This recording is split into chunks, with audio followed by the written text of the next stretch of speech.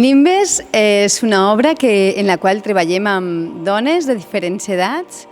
que estan vinculades a la companyia de diferents maneres, des de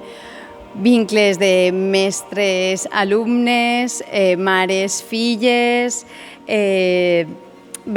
diferents tipus de vincles, gent que porta compartint amb nosaltres temps i